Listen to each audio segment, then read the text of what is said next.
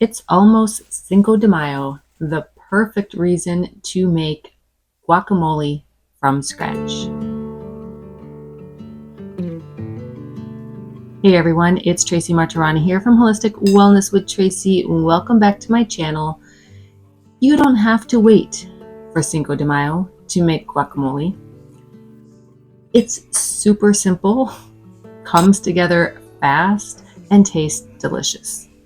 Now, of course, you could go to the grocery store and just buy guacamole.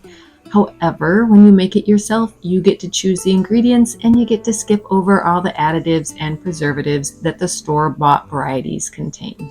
Did you know that a typical serving of avocado, so about a third of an avocado, is only 80 calories but has 7 grams of healthy fat, 3 grams of fiber, and lots of essential vitamins? To make this guacamole, I'm starting with 2 ripe avocados, just slicing them down the center, removing the pit, scooping out the flesh into a bowl, and then mashing it up a little bit. You decide how mashed you want it. If you want like chunkier, then mash it less.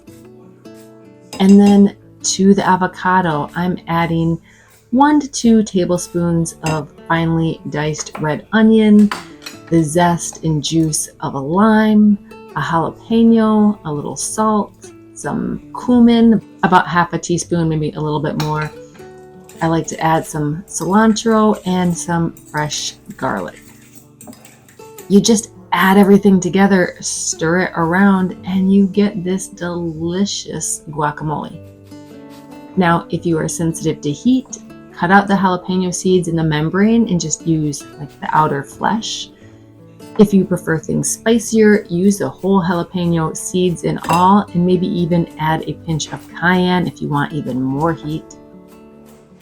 And then make it your own. You can stir in finely diced tomatoes. You could use lemon instead of the lime.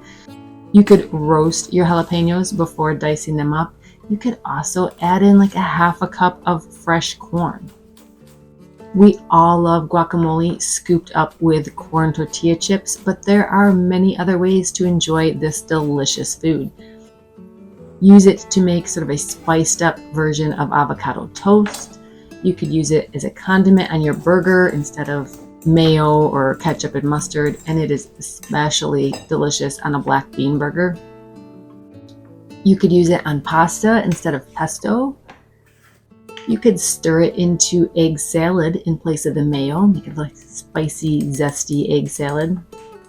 Or just serve a dollop with some eggs, or maybe with rice and beans, or on top of a green salad. You can serve it with shrimp, fried plantains, French fries. You can use it for so much. It is just so delicious. You can put it on anything.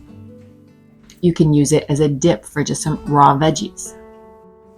If you somehow manage not to eat the whole bowl and you find you have some leftovers, they do turn brown pretty quickly.